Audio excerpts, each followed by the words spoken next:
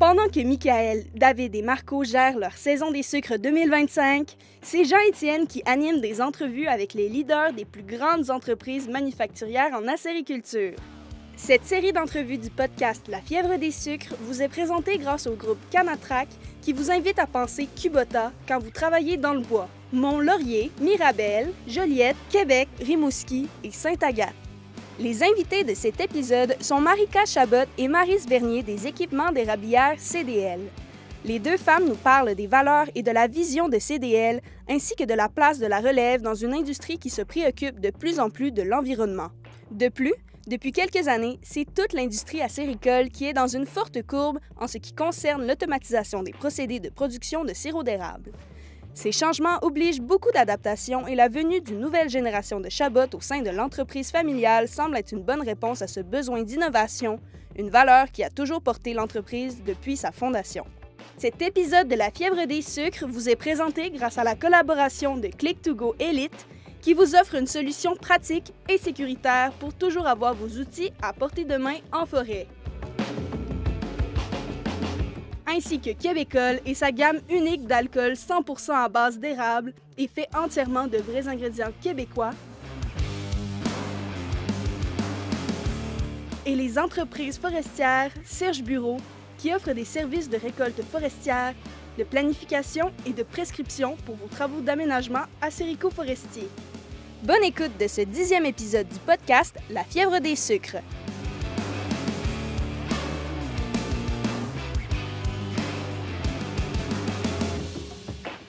Bienvenue à la souche. Santé, Marika. Santé. Bonjour Maryse. Puis c'est la première fois que vous venez un peu dans la région ici ou Oui. Pour toi, oui? Oui. Ouais. Quand je te disais tantôt qu'on est une région de 3 millions d'entailles, quelqu'un qui travaille en acériculture, ça t'étonnait-tu? Arrives-tu à penser que c'est vrai même? Ouais. Ben, c'est fou là, de voir fou, hein? vraiment le potentiel qu'il y a ici sur toutes les montagnes. Là. Puis qui n'est pas développé. Oui, Qui n'est pas exactement. développé. Mais c'est ça, la petite histoire, c'est toujours la même que je raconte, c'est que les gens ici, traditionnellement, avec les grosses montagnes, ils n'allaient pas tuer un cheval pour monter avec une tonne. Hein? Fait que aujourd'hui, c'est plus des obstacles, au contraire. Puis on est content que des gens comme vous se déplacent. Si vous venez voir notre région, c'est parce que c'est le signe qu'on est en train de bouger dans le bon sens. Peut-être vous présenter un peu, parler de vos rôles. Maryse et Marika, vous avez des emplois différents. Présenter des horizons différents, mais complémentaires à mon sens. Vraiment. Peut-être, Maryse, tu peux nous dire qu'est-ce que tu fais, toi, chez CDL? Puis en quoi ça consiste, vraiment, le travail que tu fais là-bas? Ben, ça fait 10 ans, première chose, que je travaille pour l'entreprise. Une dizaine d'années, je suis rentrée comme directrice marketing. Et maintenant, je m'occupe de tout ce qui est distribution et services chez CDL, en incluant aussi le marketing. Donc, je touche autant aux opérations plus tactiques qu'au niveau plus stratégique de l'entreprise. Donc, clientèle et tout ça. Puis, je travaille quotidiennement avec Marika au niveau marketing, vu qu'elle est dans le département des ventes. Donc, ça te donne vraiment une vision très globale de l'ensemble de ce que c'est CDL. Vraiment, Ah, super. assurément. Ça fait toi une personne ressource, j'imagine, pour Marika, même si elle connaît bien cet univers-là, puisque c'est un univers aussi familial pour toi. Hein, ton famille, c'est Chabot. Toi, qu'est-ce que tu fais chez CDL maintenant? C'est ça, moi actuellement, je travaille dans le département des ventes, fait que je suis assistante aux ventes, mais de formation, j'ai un bac en ingénierie. Fait que j'ai un petit peu plus un côté mécanique. Puis c'est sûr que j'ai touché à plein d'aspects chez CDL parce que depuis que je suis jeune, mes étés, je les passe dans différents départements. Journée pédagogique aussi. À faire différentes tâches. Fait que je grandis dans l'entreprise depuis plusieurs années déjà. Et tu me parlais tantôt de ta formation en génie. C'est lié à l'environnement. J'aimerais Oui. que tu me parles un petit peu de ça pour qu'on comprenne mieux, peut-être, bon, oui, le rôle que tu fais en ce moment aux ventes, mais peut-être qu'avec le temps, ton rôle, puis surtout, l'environnement prend une place de plus importante dans le domaine de la circulture. En quoi tes études, ça t'amène à avoir peut-être aussi un regard sur l'environnement qui est un peu différent? C'est ça, moi j'ai étudié en ingénierie des bioressources, ce qu'on appelle là, bioressources, c'est un nom un petit peu compliqué, mais ce que ça veut dire, c'est vraiment relié à l'environnement. Fait que j'ai eu plusieurs cours différents, le compostage, sur l'irrigation dans les champs, après le plastique, la récupération, etc. Fait que je vais apporter ce côté-là un petit peu plus, une vision différente, je pense, au courant des prochaines années là, pour l'entreprise. Puis déjà, en arrivant chez CDL, est-ce que ton regard lié à ces études-là, déjà t'a amené tout de suite à lever le doigt et à pointer des choses? Pas que c'est moins environnemental chez CDL qu'ailleurs, mais je veux dire, est-ce que tu es arrivé avec un petit regard critique pour dire « Oups, il y a déjà des choses moi que j'aimerais changer » ou ça... vois-tu vraiment que ça t'apporte un regard qui va provoquer du changement? Ben, je pense que oui, mais plus, mettons, à long terme. Je pense qu'on a des... il y a des premières étapes, mettons, à faire, comme dans la réduction, par exemple, de l'énergie qu'on utilise, de commencer parce que ça a un plus gros impact, puis par la suite, ben, plus aller dans, par exemple, je sais pas, des matériaux qui sont un peu plus environnementaux, on va dire, là. Fait que je pense que ça va être plus, mettons, le deuxième pas à prendre de l'avant. Ce qui est intéressant, si je peux me permettre, Oui. les ventes, de par le rôle de Maria, c'est que les ventes chez CDL, c'est un accompagnement client. Fait que son regard environnemental, elle l'apporte aussi dans l'accompagnement des projets clients. C'est ça qui est intéressant, là. Fait que quand elle dit ça, c'est pas tout de suite, mais elle l'apporte tout de suite dans des projets, des gens qui veulent faire des projets. Puis qui veulent être un petit peu plus écologiques. Parce des qu'on le voit pour solutions, certains producteurs, exactement. productrices, c'est important. Oui, là. oui. Quelqu'un qui est carboneutre et qui a eu la certification, il va te le dire. Hein? Exactement. Fait que c'est là où est-ce qu'il y a des... Dont on appelle ça des quick wins à l'interne. Là. Puis toute l'expertise à Marca aussi, les ventes sont très, très impliquées dans les besoins clients et le développement de produits. Fait que dans cet aspect-là de développement de produits, bien, il y a l'aspect environnemental un peu plus. Parce que en même temps, il y a plusieurs mondes dans votre monde. Tu sais, si on prend les produits en stainless, on peut dire oui, il y a un coût écologique à produire le stainless, mais c'est des produits très durables. Oui. On est d'accord. Oui. La tubulure, oui, ça a une certaine durée de vie. Il y a des enjeux de recyclage, puis de réutilisation, puis de pollution plus importants tout de suite. Tu es d'accord avec moi? Fait que, tu sais, c'est pas tout du même niveau, les défis, puis Ça reste enjeux. aussi que, en général, là, les équipements Circa, c'est quand même il y a une grosse gamme, là. Fait que, Ouais. tu sais, c'est pas... tu fais pas changer ça comme ça, tu sais, ça va être tranquillement, pas vite, de voir sont où les besoins. Puis, Puis il y a des mentalités aussi. Faire progresser les mentalités, c'est pas si facile. Exactement. Puis on est tout d'accord pour dire que depuis 10-15 ans, ça a changé énormément. Ouais. C'est à la vitesse lumière en ce moment. Vous êtes d'accord? Oui, Ça change. vraiment. Avant d'aller plus loin et de parler de CDL, juste vous dire, moi j'aimerais ça savoir un peu le rapport au sucre aussi, à la sériculture. Parce que s'il y a un domaine où les gens, je trouve, incarnent un peu le milieu, c'est bien la sériculture. C'est bien rare que tu rentres dans une entreprise comme la vôtre puis que personne a d'intérêt. Tu sais, on fabrique du sirop, c'est quelque chose qu'on connaît depuis qu'on est jeune, qu'on est enfant. Alors, Marie, toi, le sirop dans ta vie, c'est arrivé comment? Ben, commençons plus jeune. Ben, je viens d'un milieu, je viens de l'agriculture. Mon père avait une ferme. Par la suite, je suis allée aux études et tout ça. Et j'allais aussi à la Rabière. Là. Moi, je viens de l'île aux Grues, qui est une petite île dans le milieu du Saint-Laurent. Donc, il y avait le domaine de la séricole, mais sans plus. J'ai fait les études par la suite et j'ai travaillé dans un tout autre milieu. Et j'ai connu mon chum qui, eux, sont ma belle famille, très, très impliquée dans le milieu séricole et tout ça. Et de fil en aiguille, j'ai joint l'entreprise CDL. Mais assurément, oui, j'avais le goût de me lancer, mais ça a été vraiment quand j'ai commencé dedans que le coup de foudre s'est passé, dans le sens où est-ce que la passion, là, Contagieux, c'est contagieux. Travailler avec des gens passionnés comme ça de leur domaine, là, j'avais sincèrement rarement vu ça de par mes enfants. C'est vrai. Tu sais, je disais, je suis rentrée dans le département marketing, puis je disais quand je suis arrivée chez CDL, mais chez CDL, les gens font pas de la sériculture de 8 à 5, là. Ils en font toute la journée, là. Puis c'est vraiment là. Où est-ce que, oui, j'avais mon petit bagage, oui, j'avais de la famille qui était là-dedans, mais par la suite...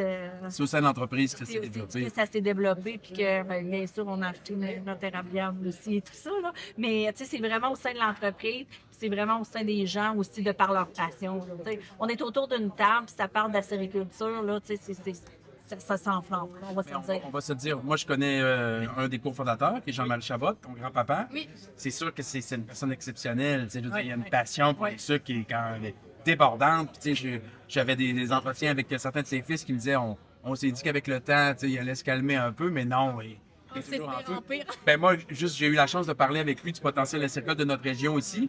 Lui, il passait souvent en hydravion quand il était plus jeune pour aller à son camp dans le coin de la Tuque. Puis il me disait, mais voyons donc, pourquoi vous n'entendriez pas, c'est plein d'érables. Il dit, j'en pleurais quasiment. Puis il m'a dit, on va le faire ensemble, on va acheter un. Tu sais, là, Marthe, son épouse, était calme un peu. Là, embarquez pas dans un nouveau projet. Mais tu sais, le monsieur va avoir bientôt 80 ans et lui, il voudrait démarrer des projets. Puis c'est visiblement la sériculture, pas des projets qui concernent autre chose que ça. Alors, Il n'y a même pas besoin de parler, mais ses yeux parlent de par sa passion. Ça transcende assurément. ça coule, pas d'eau d'érable. L'émotion est vive, c'est sûr. Alors, toi, tu as eu la chance d'avoir ce grand-papa-là, mais aussi Marthe, qui est quand même une femme entrepreneur aussi. Puis, Est-ce que c'est vraiment eux qui t'ont insufflé cet intérêt pour les sucres ou c'est dans la région chez vous, tout le monde est tellement passionné que tu as eu ça de tous les côtés ou c'est vraiment... Ben, je pense que, tu sais, depuis que je suis grande, depuis que je suis jeune, dans le fond, je grandis vraiment dans ça, là. Tu sais, je me souviens, là, on était jeunes, puis les fins de semaine, pendant le temps des sucres, on les passait à la cabane, en famille, avec les cousins et cousines. Fait que je pense que c'est vraiment ce côté-là, rassembleur-là de la sériculture qui fait en sorte qu'aujourd'hui, je suis là. Tu sais, c'est encore... Parce que ça rassemble la famille, dans le fond. Entreprise familiale, tu sais, on crée des liens avec les employés, avec les clients. Fait que je pense que c'est... C'était cet aspect-là qui t'accroche là-dedans beaucoup. OK, parfait. Puis maintenant aussi, il y a plein de choses que j'ai envie de discuter avec vous. Mais tu sais, vous êtes deux femmes. Je viens de faire une série d'entrevues avec plein de leaders dans le milieu de la sériculture. Puis vous êtes les deux seules, tu sais. Alors, on en parlait un petit peu avant l'entretien tantôt. Est-ce que c'est parce que les femmes prennent plus leur place? Est-ce qu'il y en a plus? Moi, je te disais, Marie, ce que je vois au journal Séricole du MAPAC, j'en vois plus. Je vois plus de jeunes aussi. Je vois que ça change. Mais là, toi, tu mettais l'idée, tu dis, ben, peut-être qu'il y en a-tu plus, peut-être qu'ils prennent plus leur place, on le sait pas, mais je pense que c'est un beau mélange des deux. Ou est-ce que, je pense qu'il était plus effacé avant, ou est-ce qu'il était moins, moins de front. Maintenant, je pense que, oui, il y en a peut-être un peu plus, mais je pense qu'ils prennent plus leur place. Maintenant, bien, de plus en plus, on rencontre le couple qui sont ensemble comme copropriétaires. Avant, ils étaient possiblement copropriétaires aussi, mais on le sentait un peu moins. Ma perception, peut-être. C'est un peu l'adage qui disait que, tu sais, derrière chaque grand homme, il y avait une grande femme. Là, on dit, ben là, la femme, elle peut être à côté. Elle n'est pas obligée d'être en arrière. Là. Ben, puis moi, je vois un petit peu plus loin. Je dis, elle peut être en avant. Des fois, oui. À son tour, chacun notre tour.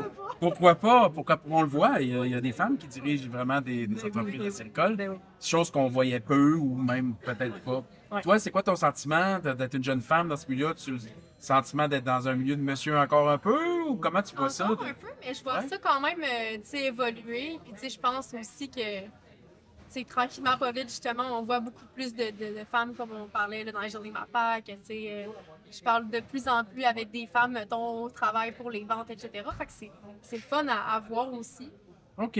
Donc, tu vois des femmes qui sont en démarrage, qui achètent de Oui. l'équipement, qui ont acheté une érablière ou qui ont convaincu leur chum que C'est un eux bon qui projet. prennent le contrôle. Là. OK, parce qu'ils sont peut-être nés dans une cabane, là. Ils ont attrapé la fièvre des sucres. Puis, tu sais, sincèrement, puis je vais parler pour nous deux, Ouais. on a intégré les deux, tu sais, l'entreprise, puis on n'a pas senti jamais de, tu sais, ça s'est fait tout naturellement. Oui, oui. Tu sais, Une belle ouverture. Puis, Tu sais, Marca, dernièrement, a intégré les ventes, ça s'est fait. Tu sais, Marca parle encore plus technique que bien de certains de l'équipe. Tu sais, je veux dire, c'est vraiment naturel, même si des fois, on crée un peu de discours autour de ça parce que c'est bien, il faut faire parler un peu. Mais tu sais, je veux dire, c'est vraiment naturel, là. Fait que j'imagine que c'est pas juste chez CDL qui est comme ça, mais dans toute l'industrie acéricole, je pense que c'est de plus en plus naturel. Puis Hey, je t'écoute, puis je ferai un commentaire avec ce que tu disais tantôt. Est-ce que c'est pas parce que la sériculture, avant d'être un milieu d'hommes, même si c'est des hommes qu'on voyait, Oui. c'est un milieu de famille? Oui. Ça se peut-tu qu'il y ait une culture? Parce que moi, je la vois, tu sais, puis j'ai moi-même une petite sucrerie, Oui. puis je la maintiens, puis je l'entretiens parce que ça nourrit ma famille. Effectivement. On n'est pas juste des gars. Mais c'est sûr que le soir tard, quand ça boit plus longtemps, ça arrive qu'on est juste en gars encore quand même. Exactement. Quand j'entends un skidoo à minuit qui arrive, c'est rare que c'est une madame. Tu sais. C'est souvent plus un voisin, mais c'est vrai que peut-être que c'est ça, peut-être que dans le fond, les sucres, c'est d'abord une histoire de culture familiale. Donc, que les femmes prennent plus de place, ben, c'est pas, il n'y a rien Tout à fait de naturel. surprenant. Exactement, exactement. Ah, ben, j'aime ça comme explication, ça me parle. Bon, c'est mon côté anthropologue, je trouve que c'est une bonne hypothèse, Si on parle maintenant des valeurs que chez vous, tu sais, CDL, en quoi c'est une aventure différente? Parce que, tu sais, tous les manufacturiers font des bons produits. Je pense qu'on peut se dire ça, là. Tout le monde est en 2025. Tout le monde se démarque à sa façon. Tu sais, on entend souvent, moi, quand j'entends des gens démarrer en agriculture et demandent des conseils aux autres, quelle compagnie je devrais faire affaire, ben, magasine-toi dans un service, une relation. Donc, c'est ça, il faut connaître les valeurs des gens. Des fois, on se reconnaît dans une entreprise. Les valeurs que chez CDL, on pourrait les décrire comment? Tu sais, si on dit que c'est une entreprise familiale, c'est un clan, c'est quoi les valeurs de ce clan-là? Qu'est-ce que tu y vois, toi, déjà, de l'intérieur? Ben, je pense la proximité. Tu sais, c'est quand même, je pense que c'est une belle valeur d'être proche de nos clients, d'être proche de nos employés, de bâtir des relations aussi de confiance, puis tu sais, d'entraide. Je pense que c'est vraiment au cœur des valeurs Vraiment. de CDL. Je ne sais pas si tu as quelque chose à Ben, ajouter. En fait, qu'est-ce que je dis, c'est que les valeurs, là, on les voit de par l'intérieur. Fait que c'est de la façon qu'à l'intérieur, comment qu'on se traite. chez CDL pour avoir été avant ailleurs, puis avoir fait certaines... On se traite avec un profond respect. On arrive à... Puis un profond entraide. Puis je parle de mon histoire personnelle, c'est que je suis arrivée chez CDL et j'ai senti profondément que j'avais le droit de prendre des risques, j'avais le droit de me tromper dans un but d'apprendre. Puis là, je parle vraiment de mon expérience personnelle. Puis tu sais, c'est ça qui transcende de la façon qu'on se traite. On a le droit de mettre une opinion, peut-être de se tromper, de réessayer quelque chose. Mais ça, c'est merveilleux de grandir comme employé à l'intérieur d'une... Puis après ça, ben comment qu'on se traite? Bien, on continue comme ça, puis on élargit ça à nos cercles de clients, notre proximité, de la façon, tu sais. Puis fait que c'est pour ça que je dis, on part de l'intérieur, puis on agrandit ce cercle-là. J'entends qu'il y a de l'indulgence. C'est parce que c'est dur. Je sais que vous êtes très impliqué dans l'innovation, vous développez des nouveaux produits. C'est dur de développer puis de repousser les limites en se trompant jamais ou en faisant jamais d'erreur. Si tu fais pas d'erreur, c'est parce que tu fais pas de projet. On est d'accord avec ça? Moi, ce que j'entends, c'est ça. C'est que c'est une culture d'indulgence. Il y a de l'indulgence, puis ben on le sait que pour être capable d'avancer... D'indulgence et de confiance. C'est que... Puis tu sais, ça, je pense que ça part fondamentalement de M. Jean-Marie. Parce que M. Jean-Marie fait confiance aux gens. Oui, dégage ça, oui. Oui, d'emblée, là, essaie, puis après ça, lorsque tu vas lever la main parce que tu as besoin d'aide, je vais être là. Hein? Puis tu sais, je pense que dans ta famille, c'est comme ça, mais c'est ça qu'on répète. Puis tu sais, quand je suis là pour aider ceux qui arrivent, puis tout ça, je pense que c'est notre mission là, comme gestionnaire dans l'entreprise de continuer dans cette vague-là. Et si je vous demande de l'intérieur, on l'a dit tantôt, ça bouge beaucoup la sériculture, ça se développe à vitesse grand V. La demande mondiale, on prévoit qu'elle va doubler dans les 10 prochaines années. C'est quand même pas mal. Il y a peu d'industries qui font ça. On est d'accord, là? C'est exceptionnel ce qui se vit en ce moment. C'est quoi l'avenir pour vous de la sériculture? On s'en va où avec ça? Je sais que chez vous, vous vous intéressez aussi à la récolte d'autres sève d'érable, avec votre division en Europe. Sont où les pistes d'avenir pour le développement de votre industrie? Bien, je pense que, l'industrie, mettons, c'est plus devenu vraiment comme des grosses entreprises. Il y a un potentiel que ça soit rentable en étant toujours respectueux, mettons, de notre environnement. Fait que je pense que c'est vers là que ça s'en va, qu'il y a vraiment des potentiels qui se développent autant... On transite un peu de la sériculture, on va dire, revenu d'appoint A B à vraiment une professionnalisation de... Mais je pense qu'il va y avoir place à toutes ces niveaux d'implication-là dans la sériculture. Parce qu'il y aura toujours de la place pour des gens comme nous. Là, on fait quelques entailles pour le plaisir. Hein. Je pense que pour arriver à répondre à la demande, on a deux choses. C'est qu'il faut que ça soit rentable et viable pour le producteur, mais il faut aussi intéresser la prochaine génération à le faire. Puis pour intéresser la prochaine génération à le faire, on n'est pas en dehors de toute autre industrie. Là. Il faut se moderniser, il faut s'industrialiser, il faut s'automatiser, etc., etc. Fait que je pense que d'avoir les œillères puis fermer les yeux sur ce qui se passe dans les autres industries, c'est là que saturer notre propre industrie. Donc, il y a vraiment le volet d'intéresser la prochaine génération, de valoriser le métier de la sériculture, de la sériculteur et de continuer là-dedans. Puis, puis répondre à la demande, pour qu'on ait qui s'intéresse à ça, il faut que ça soit viable, il faut que ça soit... que les horaires... Il y a des nostalgiques. Moi, j'ai un bon ami qui est mon mentor. Je le vois un peu, ouais, il faudrait pas que ça devienne comme dans le lait, là, on fait juste ramasser l'eau, on concentre, puis le truck passe ramasser le concentré, juste des grands centres de bouillage. Non, c'est sûr que ça serait fun que ça ne devienne pas juste ça, mais il faut que ça soit ça, entre autres choses, si on veut répondre à cette demande mondiale-là. C'est pas les gars avec les femmes avec 3000 ampères qui vont répondre à une demande mondiale croissante. Je pense que c'est un bel équilibre. Ouais, c'est ça que ça prend. Ça prend un équilibre. Puis il faut aller aussi à la vitesse où est-ce que les gens veulent aller, où est-ce qu'ils sont prêts à accepter. Mais assurément, si on veut répondre à la demande, si on veut que justement le sirop, l'érable soit reconnu partout dans le monde, il faut qu'il y en ait, il faut qu'ils connaissent ça. Fait qu'il faut en produire. Est-ce que c'est dans cette optique-là que vous faites? Parce que chez vous, quelqu'un qui a 50 ampères, il va trouver l'équipement chez CDL. Quelqu'un qui a 260 000 ampères aussi, j'en connais un. Monsieur Patry. Alors, est-ce que c'est parce que vous vous dites petit sériculteur deviendra grand? Pourquoi vous avez une gamme aussi étendue? C'est pas dans tous les milieux que les compagnies font du AB jusqu'au top, à l'industriel, on va le dire. C'est une industrie. Des fois, les gens se spécialisent. Nous autres, on s'intéresse au hobby. Nous autres, on s'intéresse au commercial intermédiaire. vous faites toute la gamme. C'est-tu la force des choses qui vous a amené comme ça ou c'est une vision de... C'est vraiment, nous, on ne s'intéresse pas à un segment de marché, on s'intéresse à l'acériculture. Puis l'acériculture, on a la vision de desservir tous les acériculteurs en Amérique du Nord. Donc, qu'ils soient petits, qu'ils soient grands, c'est vraiment Il y a autant d'importance. pour nous. Puis il y a autant d'énergie mise au développement de produits aussi. Où est-ce que, tu sais, on veut servir les plus gros comme les plus petits avec différents. Puis on veut innover aussi pour les plus petits parce que les autres aussi ils veulent un petit peu plus que ça soit facile, un petit peu plus augmenter leur qualité de vie autour de la sériculture. Donc, ça va de soi qu'il faut servir tous les segments de marché. Tu parlais de l'Amérique du Nord, Maryse. Moi, je monitore ça, puis ça m'intéresse comme phénomène culturel. Tu sais, moi, je suis anthropologue d'abord, puis ça m'intéresse beaucoup, c'est cette tribu-là des acéricultrices et des acériculteurs. Là.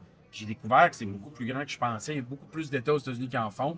Même la côte ouest, là, ils ont un érable à grandes feuilles. Puis on ne sait jamais que sur la côte ouest, au Pacifique, le monde faisait du sirop d'érable, mais c'est beaucoup plus gros qu'on pense.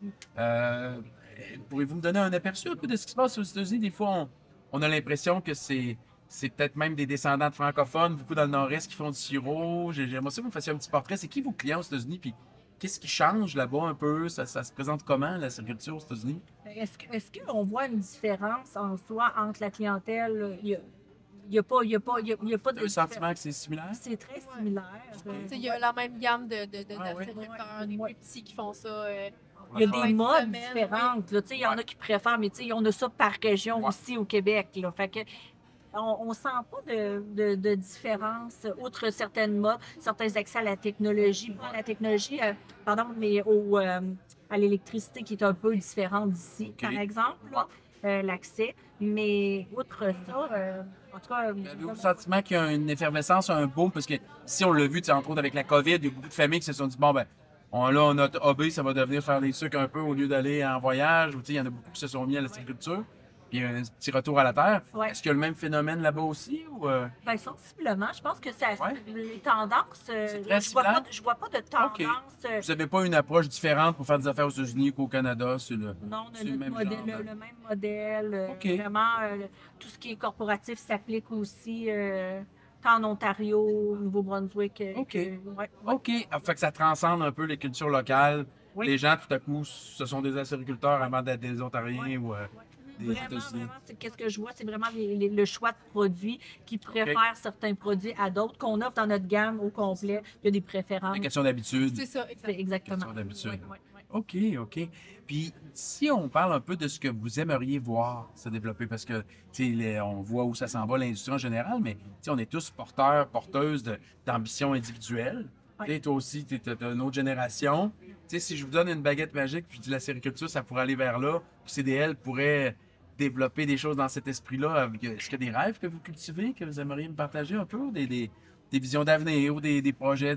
Moi, si je pouvais contribuer d'amener la sériculture à tel endroit ou à tel genre de pratique. Je vous donne un exemple. Moi, dans ma région, là, il n'y en avait à peu près pas. Là. Je vous l'ai dit tantôt. En 5 ans, on a doublé Je m'implique, on a fait une foire. Regarde, on fait le podcast à partir de ma région, mais je veux la faire connaître. Je le vois. Chez nous, il n'y en avait pas. J'étais le seul à faire le sirop dans mon rang. Là, il y a un gars qui vient d'avoir 8000 de l'autre bord du rang. Puis il y a un centre de bouillage de 50 000 en taille. Régis est en train de finir d'installer ça. Ils vont bouillir cette année 50 000 en taille.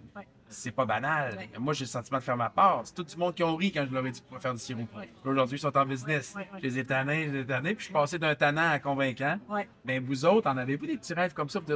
Moi, en venant de l'environnement, ou peu importe, avec tes valeurs personnelles, une contribution que vous aimeriez faire à cet univers-là? Ben, moi, je dirais 2.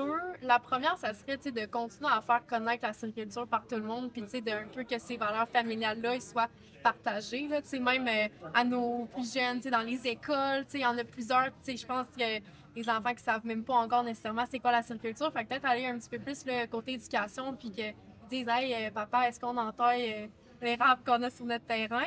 Puis l'autre, ben, c'est sûr qu'avec mon background environnemental, apporter un petit peu plus. De trouver des manières de revaloriser des produits qu'actuellement, on ne sait pas trop quoi faire avec, avec. Mais c'est sûr que ça va prendre des recherches un petit peu plus. Tu as un exemple d'un os, tu dis ça, le côté environnemental, là, il va falloir qu'on trouve une solution. Est-ce qu'il y en a un exemple que tu pourrais aborder avec moi? un problème technique là, qu'on a devant nous. On dit ça, il faut trouver une solution parce qu'il y a des nouveaux problèmes. Hein? Les érablières de 3000 ampères, avant, il n'y avait pas les mêmes rejets. Aujourd'hui, un centre de voyage de 50 000 ampères, qu'est-ce qu'il fait avec ces résidus de filtration? C'est des volumes là, qui commandent des questionnements.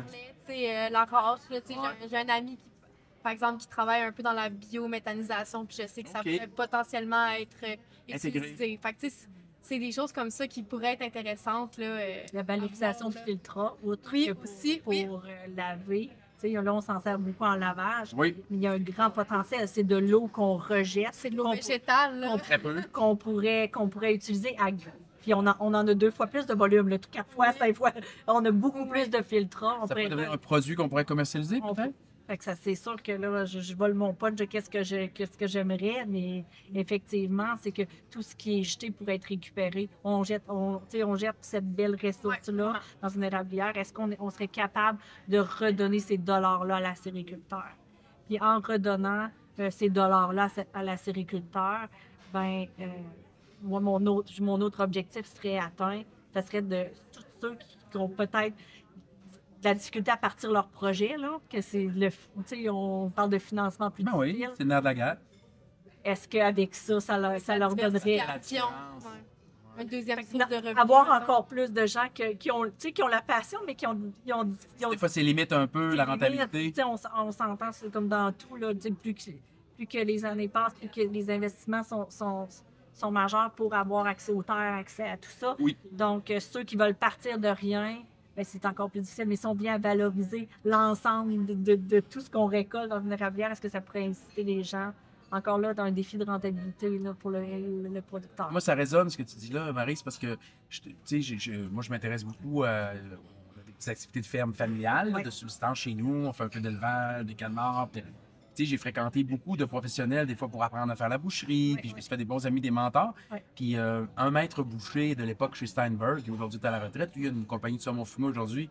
Mais Jean-Étienne, rappelle-toi, en alimentaire, le profit est dans les poubelles. Yes.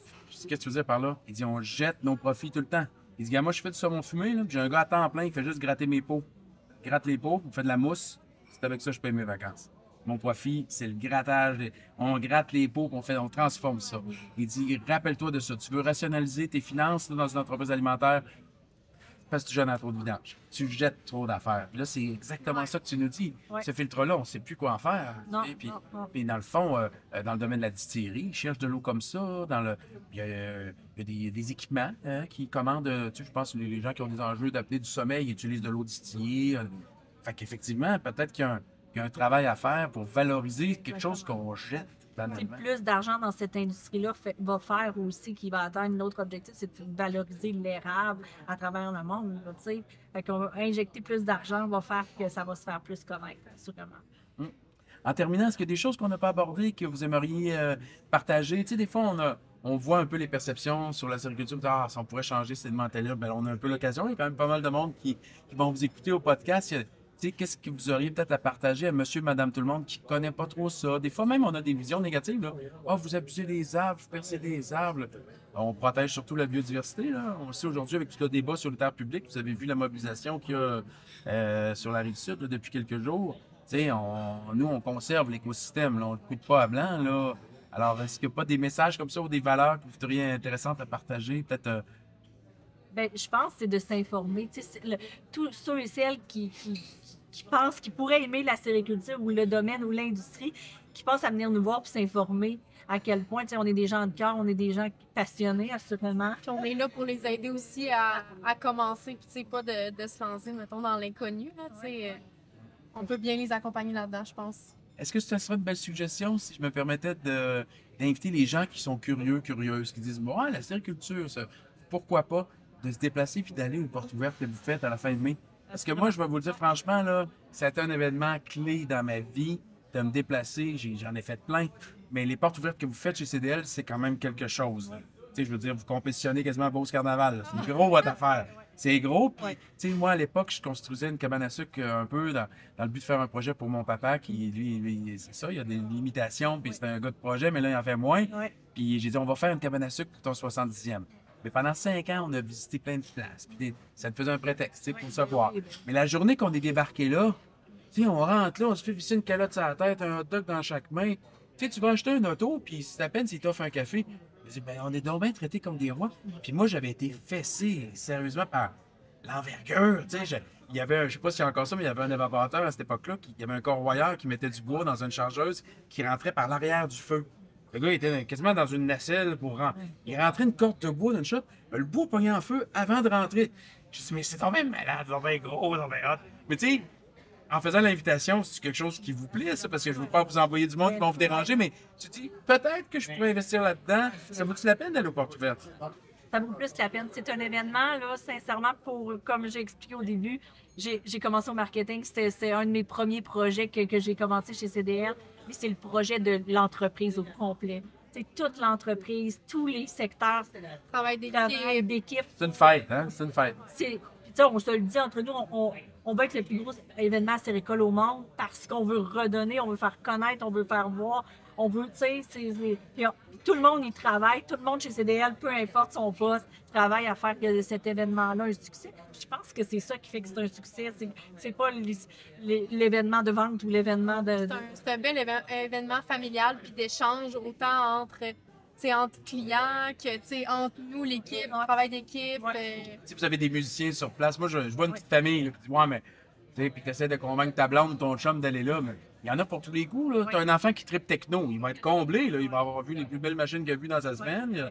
Il y en a pour tout le monde. Hein? Oui, vous avez des ateliers, il y avait des ateliers pratiques pour transformer des produits, le centre Acer qui présente aussi la dégustation. Ateliers, tu sais, je ne veux pas vous envoyer juste des flâneux, mais c'est une belle place pour aller flamber une journée du bon gré. Hein? Oui, Ouais. vraiment.